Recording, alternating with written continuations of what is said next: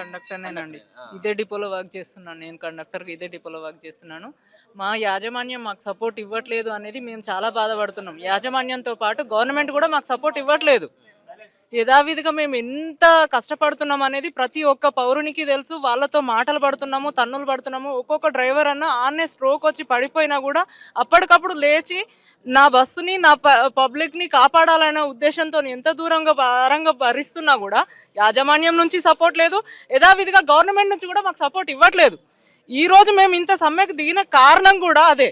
మమ్మల్ని గుర్తించాలని మేము కోరుకోవట్లేదు. మాకు ఇస్తా అన్న దాన్ని మాకు ఇవ్వమనని మేము కోరుకుంటున్నాం. అంతే, అంతకు మించి మేమేం కోరుకోవట్లేదు. మీరు ప్రభుత్వం రాకముందు మీరు ఏం చెప్పారో ఆ రోజు నేను వస్తే మిమ్మల్ని కలుపుకుంటానన్నాం. నీ నోటి మాటనే ఇవాళ నెరవేర్చమని మేము కోరుకుంటున్నాం. అంతకు మించి మీ దగ్గర నుంచి ఒక్కటి కూడా మేము అడగట్లేదు. మా కష్టార్జితాన్ని మేము అడుగుతున్నాం తప్పితే ఎదుటి వాళ్ళ కష్టాన్ని మేము కోరుకోవట్లేదు సార్. ఇప్పుడు ఆల్రెడీ ఆ యాజమాన్యాలు కూడా మిమ్మల్ని బెదిరిస్తున్నట్టుగా కొన్ని వార్తలు అయితే వస్తూ ఉన్నాయి. మీరు డ్యూటీలో ఉంటారా లేకపోతే మేము రిమూవ్ చేయాలన్నటువంటిది కూడా వాళ్ళు ఒక బెదిరింపులు వస్తున్నాయి అన్నటువంటిది కూడా కనబడతా ఉంది. ఏమన్నా మీకు అటువంటి ఏమన్నా వచ్చినాయా?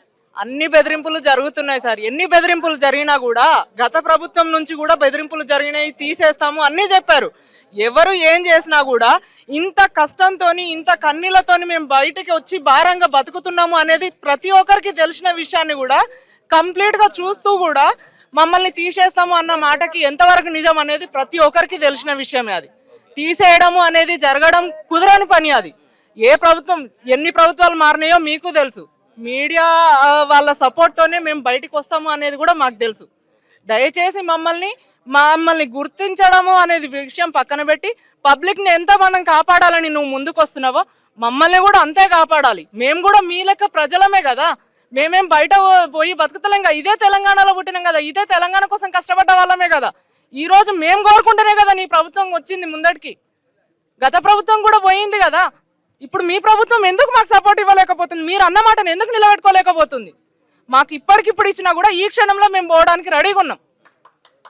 అంటే మీ సంబంధించినటువంటి సమస్యలను పరిష్కరించకపోగా ఇంకా విమర్శించేటువంటి ప్రయత్నం చేస్తాను. సో మొత్తానికి ఆర్టీసీని మొత్తం ప్రైవేటీకరణ చేసి మిగతా ప్రైవేట్ వ్యక్తులకి అమ్మేటువంటి కుట్ర జరుగుతుందని చెప్పేసి ఏమన్నా అనుకోవచ్చు? అది ఇంకా మాకు ప్రభుత్వం దాని గురించి జేఏసీ నాయకులు మాట్లాడతారు. మాకు దానికి అంతవరకు మాకు అంత నాలెడ్జే ఉంటే మేము ఇంత కష్టపడి ఈ రోడ్ల మీద ఎందుకు బతుకుతాం సార్? ఒక్కొక్కరితో మాకు అంత చదువు ఉంటే ఇలా ఎందుకు ఉంటాం సార్?